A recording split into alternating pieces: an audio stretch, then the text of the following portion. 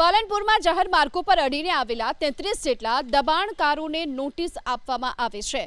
અહીં જે પ્રકારે માર્ગો પર અડીને આવેલા 33 ધાર્મિક દબાણો છે તેને હટાવી લેવાની આ નોટિસ છે। જે તે મંદિર વહીવટકર્તાઓને ધાર્મિક દબાણ દૂર કરવા માટે અન્યત્ર ખસેડવા માટે કે નિયમિત કરવા માટે નોટિસ ફટકારાઈ છે। બીજી તરફ પાલિકાએ માત્ર તમામ મંદિરોને જ નોટિસ પાઠવતા વિશ્વ હિન્દુ પરિષદના આગેવાનો સહિત જે તે વિસ્તારમાં રહીશોમાં આક્રોશ પણ જોવા મળ્યો।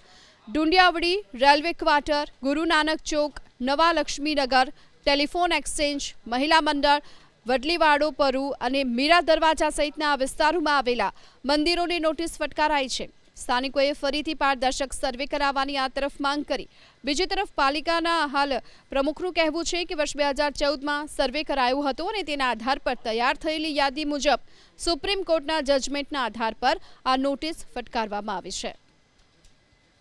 જે 33 જગ્યાએ નોટિસો ફાળવવામાં આવી છે એમાં સુપ્રીમ કોર્ટના આદેશથી માન્ય એના ચેરમેન તરીકે કલેક્ટરશ્રી હોય છે અને કલેક્ટરશ્રીના કહેવા પ્રમાણે આ નગરપાલિકા વિસ્તારમાં જે પણ દબાણો આવતા હતા એમાં નોટિસો આપવામાં આવેલી છે।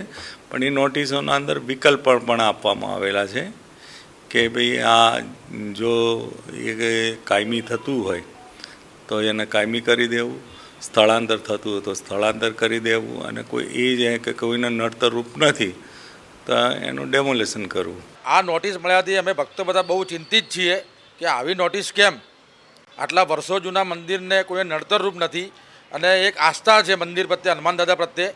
આજુબાજુની પબ્લિક, બહારથી પણ પબ્લિક બહુ બધી આવે છે અહીંયા આગળ અને બહુ જૂનું મંદિર છે આ રહ્યું એ।